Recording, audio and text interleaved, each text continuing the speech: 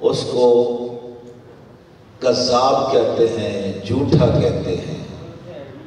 جیسے ابھی مجھ سے پہلے مولانا صاحب پڑھ رہے تھے حضرت موسیٰ کے حوالے سے، تو اللہ نے اس زمانے کے مطابق جو اس زمانے میں رواج ہو، اسی زمانے کے مطابق، اسی حال کے مطابق اپنے نبی کو معجزہ عطا کرتا ہے تاکہ لوگ میری نبی کی صداقت کے قائل ہو جائیں۔ حضرت عیسیٰ کے زمانے میں حکمت کا دورہ تھا، بڑے بڑے بڑے حکیم تھے، تو خالق کائنات نے جناب عیسیٰ کو معجزہ عطا کیا تھا، کیا کہ وہ لوگوں کی جو مادر ذات اندھے ہوتے ہیں دست مبارک پھیرتے، اللہ ان کو بینا عطا کر دیتا۔ یہ اس قسم سے تو ہمارے نبی اور جو پہلے نبی گزرے ہیں ان میں اور ہمارے نبی میں فرق کیا ہے؟ فرق ہے جو کوئی نہیں؟ کیا فرق ہے؟ کیونکہ میں آپ مدرس جب بندہ تو میں ہمیشہ اس مجلس کی کوشش کرتا ہوں کہ شاید کہ دل میں اتر جائے میری بات۔ یہ مجلسیں اس لیے ہوتی ہیں کہ لوگوں تک دین پہنچے، لوگوں تک حقانیت پہنچے، لوگوں کو پتہ چل جائے کہ شیعت ہے کیا۔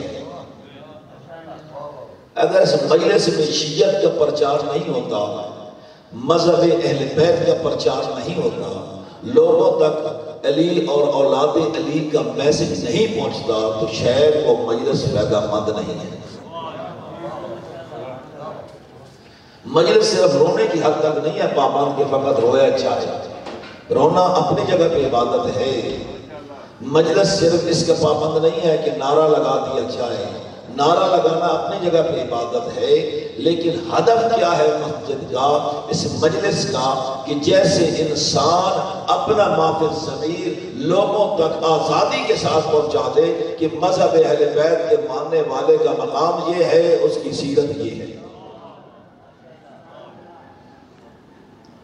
تو معجزے کی بات ہو رہی تھی کہ اللہ نے یہ قرآن مقدس میرے آخری نبی کو معجزہ خالدہ عطا کیا ہے، یعنی جو ہم سے شروع ہوتا ہے والناس کی سین تک ختم ہوتا ہے، آج کا دعویٰ ہے فاتوا بسورۃ من مثلہ، کہ اس زمانے کے لوگ کہتے تھے العیاذ باللہ، پیغمبر راتی سوتا ہے سب اٹھ کر ہمیں کہتا ہے یہ اللہ کا کلام ہے، یہ کلام ہے، تو ان لوگوں کے منہ کو بند کرنے کے لیے اللہ نے فرمایا ہے اگر یہ میرے مصطفیٰ کا فرمان ہے اور جو تمہارے معاشرے میں زندگی بسر کر رہا ہے، جو تمہارے کیا ہے اس مکہ کی سرزمین پہ زندگی بسر کر رہا ہے، اگر تم کہتے ہو یہ فرما رہا ہے تو فاتوا بسورۃ، اگر تم میں طاقت ہے تو اس کی ایک سورت تو بنا کر دو۔ اور یہ قرآن پچھلے سال مجھے یاد ہے میں جملہ کہا تھا اور آج پھر کہنا چاہتا ہوں۔ اچھا یہ دسو جڑا بندہ کو مر وجے سید ہے تو وہ کو 2-4 کلے زمین ہو تو پتر چھڑ دیں دیں لڑ دیں، ایویں نہیں، ایویں گل ہے، ٹیپ شیپ کی ہو رہی ہے بعد چھوڑا ہے صحیح طریقہ کا، کیوں لڑتے ہیں؟ کیا حق ہے ان کا؟ وہ کہتے ہیں ہمارے باپ کی وراثت ہے، یہ غیروں میں نہیں جانی چاہیے، یہ ہمسایوں میں نہیں جانی چاہیے، یہ ہمارے شریکوں کے گھر نہیں جانی چاہیے، یہ ہماری ضرورت ہے، یہ ہمارا حق ہے، یہ ہمارے باپ کی وراثت ہے۔ تو سید ہوش کر، اس 2 ایکڑ پہ جو تو لڑتا ہے یہ قرآن بھی تیری وراثت ہے، پڑھ اور سیکھ قرآن کیا کہتا ہے۔ کبھی کوئی سید سنو کہ لڑا ہو قرآن بھائی نو، قرآن کہتا کیا ہے، قرآن کے اندر مفاہیم کیا ہے، قرآن کے اندر معنی کیا ہے، قرآن تجھے کیا کہہ رہا ہے۔ قرآن یہ وہ ہے جس نے تجھے بتانا ہے کہ معاشرے میں زندگی کیسے بسر کرنی ہے، زندہ رہنا کیسے ہے، اور مقام خدا کیا ہے کہ جس اللہ نے تجھے انسان بنایا ہے اس نے تیرے لیے 2 حاجی بھیج دیے ہیں، ایک کا نام نبی رکھ دیا ہے، ایک کا نام قرآن رکھ دیا ہے۔ آج تک اسے بڑا رولا پہنے جناب، کئی لوگ آتے ہیں ساڑھے واسطے قرآن کافی ہے، آدھے نہیں لوگ تو بندے ٹھیک ہے نا نو، قرآن کے لیے بھی استاد کی ضرورت ہے، قرآن کو سمجھنے کے لیے بھی ایک مفسر کی ضرورت ہے۔ اگر ہر بندے کو یہ قرآن فارسی میں تو نہیں آیا نا، قرآن عربی میں آیا ہے، ٹھیک، تو جو عرب جن کی زبان عربی ہے، جو عربی تکلم کرتے ہیں اور آج تک بول رہے ہیں، وہ انا اعطینہ کو نہیں سمجھ سکتے، وہ قرآن کو کیسے سمجھیں گے؟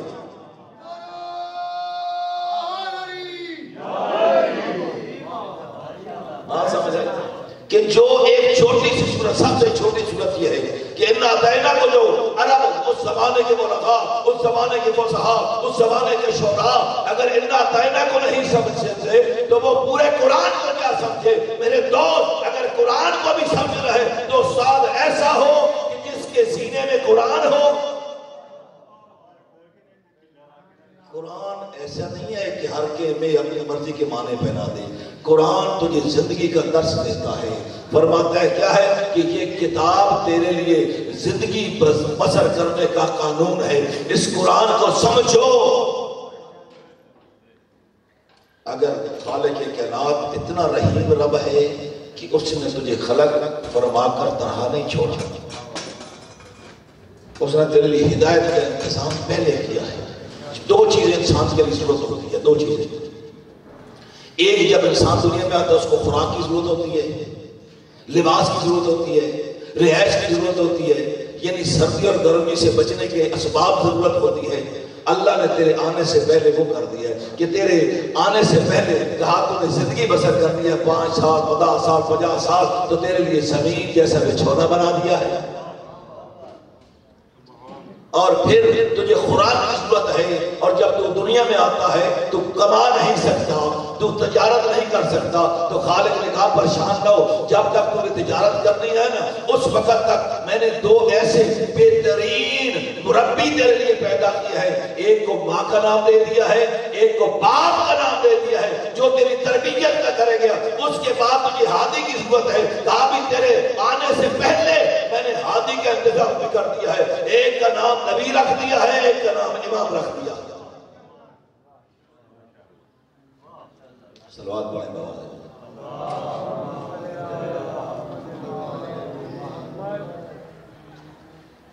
پھر بھی صلوات پڑھیں۔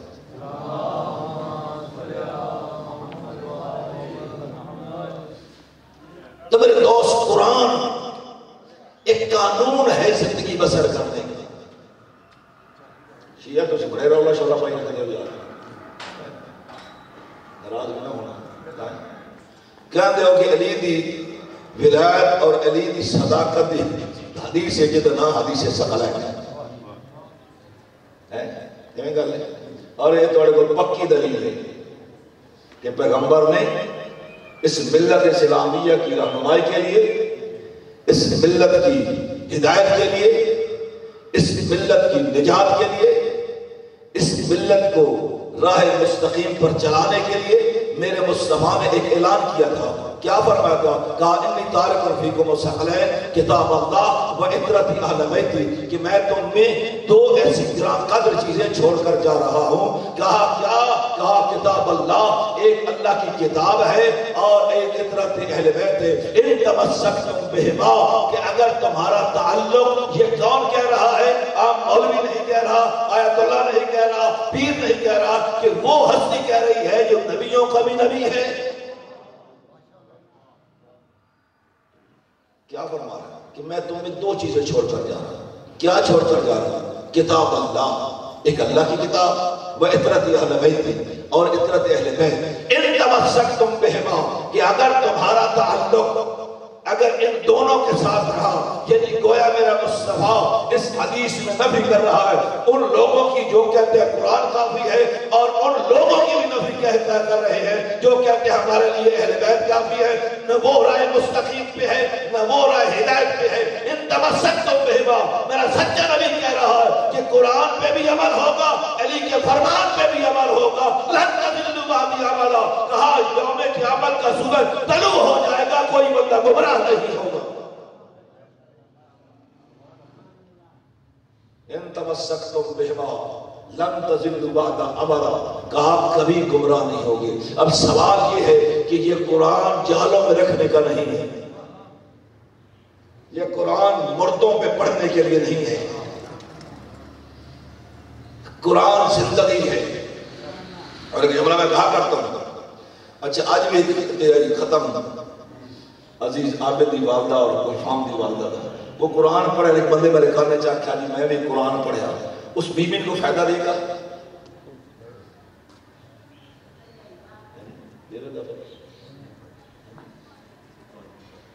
وہ فائدہ دے گا؟ اچھا جی اگر نہیں دیتا تو پڑھنے کا فائدہ پکی گل واقعی کمال نہیں ہو گئی کیا؟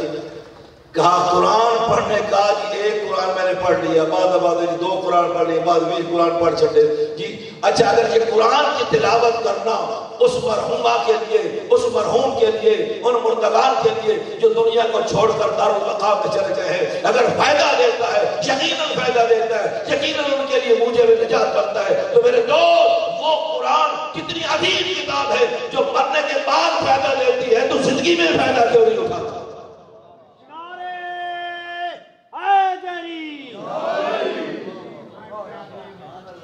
نہیں ہو گئی یاد، اور یاد رکھ میں کہا کرتا ہوں کہ یہ واحد ایک فرقہ شیعہ ہے، ایک مکتب اہل بیت ہے کہ جن کا نظریہ یہ ہے، جن کا عقیدہ یہ ہے، اور اس عقیدے کے بغیر نجات ممکن نہیں ہے۔ کوئی بندہ جنت میں نہیں جا سکتا، کوئی بندہ یوم آخرت ناجی نہیں بن سکتا، جس کے بارے میں کیا جو بندہ قرآن پہ بھی عامل ہو، علی کے فرمان پر بھی عامل ہو۔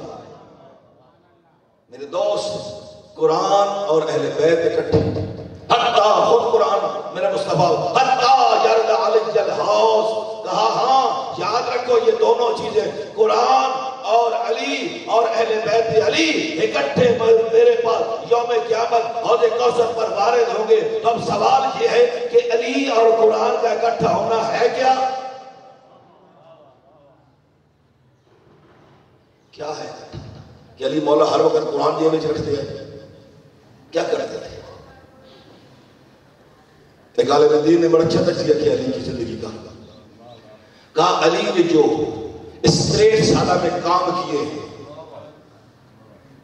علی نے جو 63 سالہ زندگی میں عمل فرمائے ہیں، اگر ان کو لکھا جائے، اگر ان کو الفاظ کی شکل میں ڈالا جائے، اگر ان کی کتاب لکھی جائے، وہ اردو میں لکھ لے، وہ فارسی میں لکھ لے، کسی زبان، ان کا معانی اور مفہوم قرآن بنے گا۔ اگر قرآن کو افعال میں ڈھالا جائے تو علی ابن ابی طالب تجھے نظر آئے گا۔ علی کا کوئی فعل قرآن کے منافی نہیں ہے۔ علی نے جو بھی زندگی میں اور یہ اسی لیے ہے یا جائے یار اس کو کبھی عام آدمی نہ سمجھا کرے، کیا ہے کہ جب ضربت لگی مسجد کوفہ میں تو کیا جملہ فرمایا، آج تک میں نے کسی اور سے نہیں سنا، کسی اور حضرت نے یہ فرمایا ہو، کہا یہ علی کی شان ہے، فرماتے ہیں فوزتا میرا پہل کعبہ، اے رب کعبہ مجھے قسم ہے تیری، علی آج کامیاب ہو گیا۔ علی کی زندگی عین قرآن کے مطابق ہے۔ تو پتا چلا 2 چیزیں اہم ہیں، ایک قرآن اور ایک اہل بیت۔ اچھا اس کا معنی کیا ہے؟ تمسک کا کیا معنی ہے؟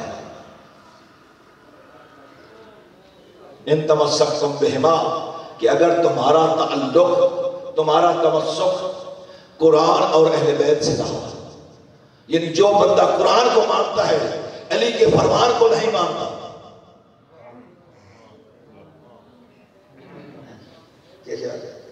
تمسک کا معنی یہ ہے کہ گاتے جو نو، تمسک کا معنی ہے جو قرآن کہے اس پر بھی عمل کر، جو علی فرمائے اس پر بھی عمل کر۔ میرے دوست علی کی زندگی کا مطالعہ کر، علی وہ عبادت گزار ہے، علی وہ عبادت گزار ہے کہ جس پر عبادت بھی ناز کرتی ہوئی نظر آتی ہے۔ علی نے عبادت بھی تجھے سکھائی ہے، شجاعت کا بھی درس دیا ہے، امانت کا بھی درس دیا ہے، شرافت کا بھی درس دیا ہے۔ جو علی کا ماننے والا ہے، جو علی کا پیروکار ہے، جو علی کو امام برحق مانتا ہے، جو علی کو خلیفہ بلا فاصل مانتا ہے، اس کے لیے ضروری ہے کہ وہ عبادت گزار بھی ہو، امانت دار بھی ہو، شجاعت بھی ہو.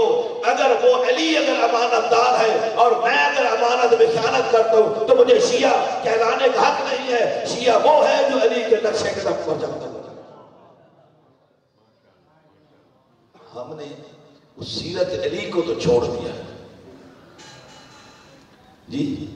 سیرت علی کو ہم نے فضائل پہ بڑا زور دیا ہے. وہ فلانے بندے جناب فضائل پڑھا پر مجلس حد چھٹی سے حد نہیں ہوگی یار. فلانے نے مجلس نہیں پڑھی ہے تو فلانا کون میں ڈرتا ہے حد ہو گئی یار. مجلس کو تقسیم نہ کر. یہ مجلس نہ ٹکنے کی چیز ہے نہ مونج وٹنے کی چیز ہے. مجلس درس حسین ہے. جو درس لے گیا وہ کامیاب. مجلس ہے اس سیدہ زینب کی محنت کا صدقہ. یہ مجلس میں بڑا خرچ ہوا یار. کبھی سوچا کر تنہائی میں کہیں میرے زین العابدین نے موت کی تمنا نہیں کی. جملہ کہنے کا حق نہیں. آج اس قیدی کی آپ یاد میں بیٹھے جائیں نا ذرا جائیں نا مدینہ کی گلی میں 4 جنازے ایسے اٹھے ہیں نا جو آج تک کسی گھر سے نہیں اٹھے. اہل بیت کے گھر سے اٹھے. ایک جنازہ سیدہ زہرا کا ہے جو رات کی تاریکی میں اٹھا. چند افراد تھے اس جنازے کے ساتھ. زہرا کا جنازہ اٹھا. دوسرا جنازہ زہرا کے بیٹے حسن کا اٹھا. آج تک جب کوئی مجھے بتاتے کہ آج تک کسی غریب سے غریب تر کا جنازہ کبھی قبرستان سے واپس آیا ہو. یہ فقط غریب زہرا کا بیٹا ہے. تھا بھی نانے کا روزہ, تھا بھی ان کی ملکیت, وارث بھی تھے, یہ تھے, لیکن جب واپس آیا نا, جب گیا تھا کفن کا رنگ سفید تھا, جب واپس آیا خون سے رنگین ہو گیا. 70 تیر زینب سلام اللہ علیہ نے اپنے بھائی کی کفن. ایک یہ جنازہ ہے جس کو مزدوروں نے اٹھایا, مزدوروں نے اٹھایا اور پورے بغداد پہ رکھا. ایک میرے آقا کا ماننے والا ہمیشہ سال کے بعد ملاقات پہ آتا, زیارت کرتا. میرے آقا نے فرمایا اگر آئندہ آنا نہ دی تو پھر قید خانے میں نہ آنا. کہا مولا کہاں ہوں؟ کہا پورے بغداد پہ آ جانا, میں وہاں پر تجھے مل جاؤں گا. جب آئے نا تو دیکھا ایک میت پڑا ہے. اور جاؤ علامہ لکھتے ہیں کون کیا ہے, علامہ قمی رحمت اللہ علیہ جی لکھتے ہیں کہ کیا ہے یہ وہ قیدی ہے جس کی زنجیر نہیں اتاری. کہتا میں آیا, میں نے آ کر وہ کپڑا ہٹایا, دیکھا اس کے منہ پہ ماتم کر کے عرض کرتا ہے میرے آقا اگر تو نے ایسی غربت میں مرنا تھا مجھے بتا دیتا, میں اپنی بیوی کو لے آتا, اپنی بیٹیوں کو لے آتا, تجھ پہ ماتم کرتی. میں کہوں گا اے موسیٰ کاظم تیری خوش نصیبی ہے, تجھے کیا مزدور تو مل گیا جنازہ اٹھانے کے لیے. اے حسن مجتبیٰ تیرا جنازہ بھائیوں نے اٹھایا, لیکن آنا ذرا کربلا میں دیکھ ایک جنازہ جو 3 دن تک پڑا رہا اور جس کے جنازے پہ گھوڑے دوڑ گئے. اور میرے بار میں آقا فرماتے ہیں اور میرا سلام اس جن پر جس کی سینے کی ہڈیاں کمر کی ہڈیوں سے مل گئی. اللہ آپ کو اور مجھے صحیح معنوں میں اس مکتب اہل بیت پر عمل کرنے کی توفیق عطا فرمائے. وآخر دعوانا